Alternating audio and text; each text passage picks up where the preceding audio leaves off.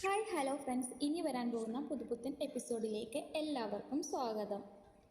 അങ്ങനെ നമ്മുടെ സുധീഷ് ഒറ്റയ്ക്ക് രാത്രി പുറത്തിരിക്കുന്നത് കണ്ടിട്ട് നമ്മുടെ ഹരീഷ് ചെല്ലുന്നുണ്ട് അടുത്തേക്ക്. ഹരീഷ് സുധീഷിൻ്റെ അടുത്ത് ചോദിക്കുകയാണ്, നിങ്ങൾ എന്തിനാ വെറുതെ ആവശ്യമില്ലാണ്ട് അയാളുടെ മെക്കെട്ട് കയറുന്നത്? അപ്പോൾ ഇതിൻ്റെ അടുത്ത് ഞാൻ ഒരു കാര്യം പറയാൻ മറന്നെന്ന് പറഞ്ഞിട്ട് ഹരീഷ് സുധീഷിൻ്റെ അടുത്ത് പറയാണ്, നിങ്ങളല്ലേ ഒരു സ്കൂട്ടർ നോക്കണം എന്ന് പറഞ്ഞിരുന്നത്? ഇന്ന് വർക്ക്ഷോപ്പിൽ ഒരു വണ്ടി വന്നിട്ടുണ്ട്, അധികം പഴക്കമില്ലാത്തതാണ്, കണ്ടീഷനും ഓക്കെ ആണെന്നൊക്കെ പറയാം. അപ്പോൾ ആണെന്ന് പറഞ്ഞിട്ട് ആ സമയത്ത് നമ്മുടെ സുധീഷിന് സന്തോഷമാവുന്നുണ്ട് കേട്ടോ. അങ്ങനെ പിന്നീട് പിറ്റേ ദിവസം തന്നെ കാലത്ത് നേരത്തെ എഴുന്നേൽപ്പിക്കുകയാണ് ഹരീഷിനെ. അപ്പോൾ ഹരീഷിനെ വേഗം വിളിച്ചുകൊണ്ട് പോകുന്നുണ്ട് വർക്ക്ഷോപ്പിലേക്ക്. അവിടെ വെച്ച് ഒരാൾ സ്കൂട്ടറും കൊണ്ട് വരികയാണ്. അപ്പോൾ 30,000 രൂപയാണെന്നൊക്കെ പറയാം. അപ്പോൾ തന്നെ നമ്മുടെ സുധീഷ് ഒന്നും നോക്കണില്ല, നിധിയോടുള്ള ഇഷ്ടം കൊണ്ട് അപ്പോൾ തന്നെ ആ സ്കൂട്ടർ എടുക്കുകയാണ്.